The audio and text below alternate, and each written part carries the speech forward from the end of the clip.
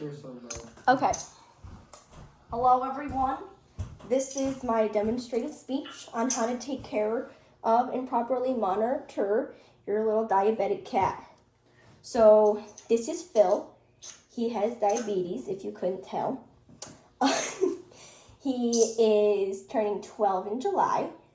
We adopted him in about 2010, and we saved him from a rescue shelter. He was born in there.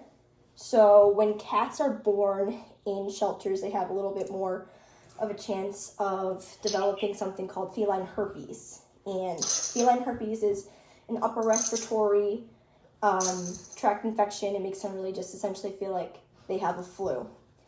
So the reason why it's more common in cats when they're in shelters is because it's very contagious for cats when they're in very close quarters. Like, they can catch it through sneezing on each other, swap and spit, normal stuff like that.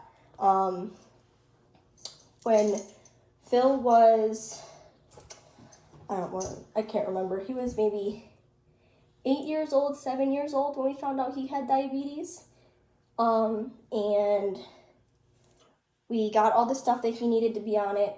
And in about 2015, we went on a family trip, came back, and he wasn't acting right whatsoever. So we took him to the vet, and we found out he went into something called diabetic ketoacidosis. So diabetic ketoacidosis is when your body, or the cat's body, isn't making enough insulin to control their blood sugar. So it wasn't because he wasn't getting insulin, because he was at the time. We had somebody watching him. We found out later, after he spent about a week in the vet's office in an air chamber monitoring his ketones, that he needed a bump up on his units on insulin, and he needed a different kind of insulin because the one that he had him on wasn't working. We had him on one that was meant for humans because at the time they thought it was better for cats, but it turns out that we got him on a different one called Vetselin, and that's made for cats and dogs who have diabetes, and it works wonderful for him now. So when we first found out Phil had diabetes, he was drinking copious amounts of water. That's a big sign when you find out a cat has diabetes, is when they're drinking lots of water. He was going through, I can't tell you how many bowls of water a day, and he still does when his blood sugar gets really low or super high, because it makes him feel like crap. Like when you know somebody who has diabetes, they just don't want to do anything when their blood sugar's all over the place. So we got to keep an eye on Phil when we do that. And the way we monitor him and make sure he's getting the right amount of insulin that he needs is we have yearly vet visits with him, and they do something called a blood panel on him. So what a blood panel is we take him in and they take a little bit of blood from him and monitor what his blood sugar levels are at the moment.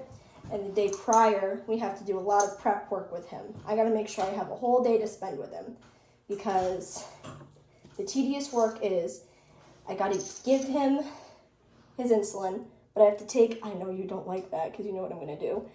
I have to take his blood sugar before I give him insulin, and then every 2 hours for the next 12 hours, we gotta take his blood sugar, monitor what time we took it, and what his levels were.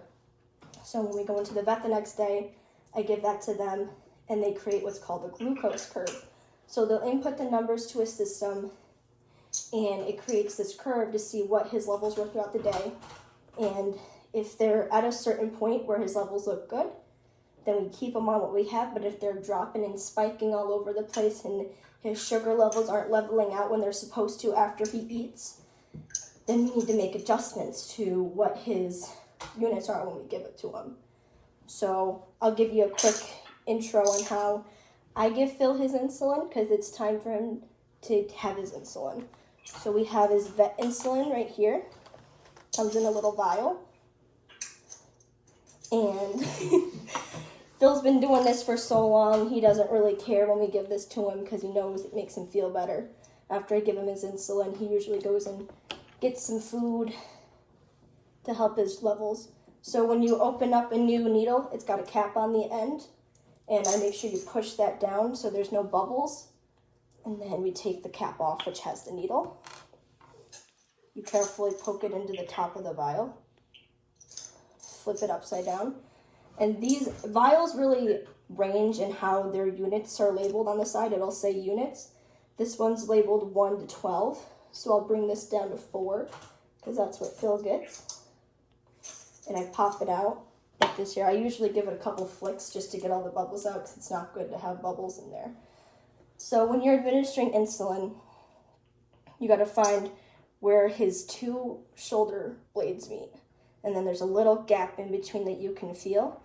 And I typically just grab a little bit of his scruff here, because cats can't really feel right here.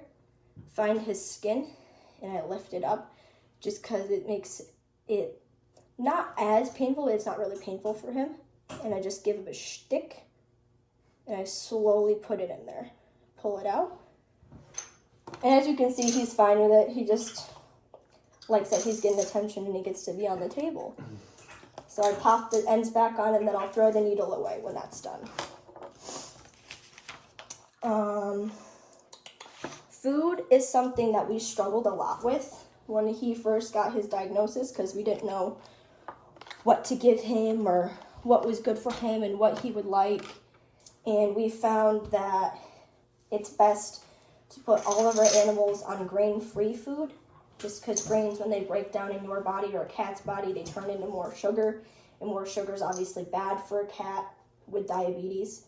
So any treats or food we give him are grain-free.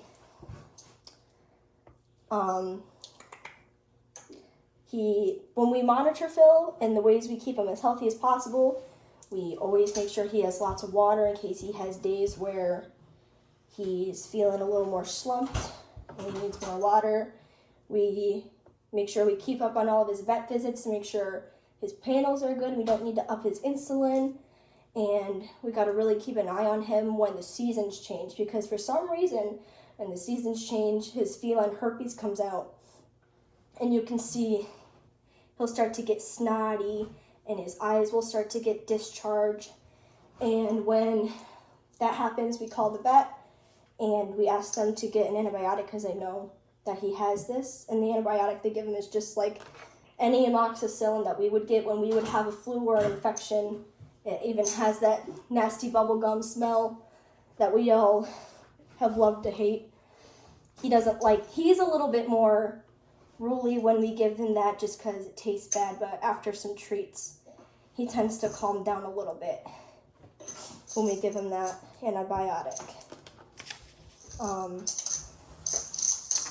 Keeping up with his vet visits and occasionally checking in on his sugar at home is another thing we got to keep up on with Phil, just to make sure he's all good.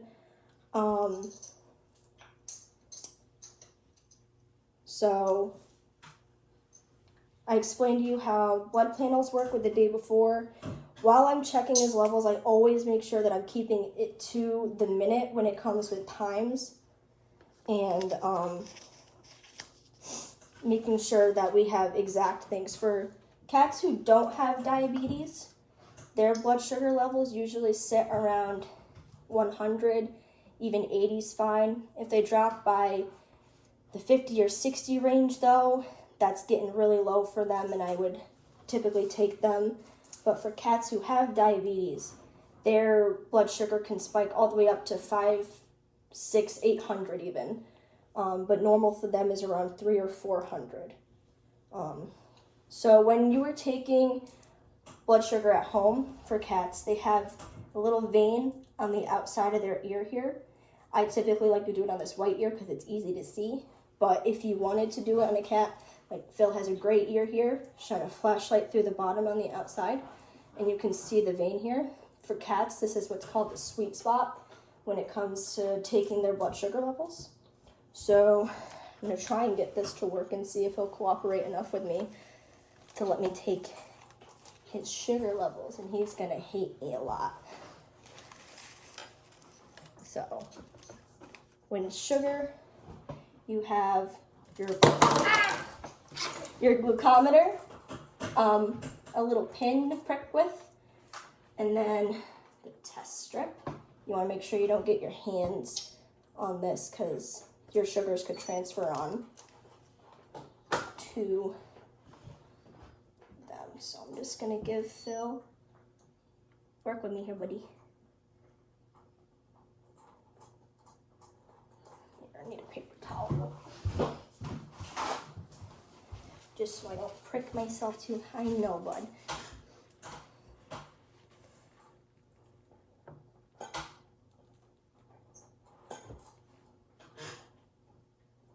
Make sure to squeeze to get that blood out. I know, buddy. Oh, we got it out. Come on. It's okay. Philip. I got enough. It's okay. And make sure after you're pricking him. So his sugar right now is at 327, which is really good. But we also just gave him his insulin. Keep a pressure on the spot for a couple seconds. Just stop the bleeding. I know. I'll stop torturing you now, and I'll put you away. But so that was a little demonstration on how to take care of a diabetic cat in case you ever come into an encounterment with one. Now you'll know how. So thank you very much. You're welcome. Hooray!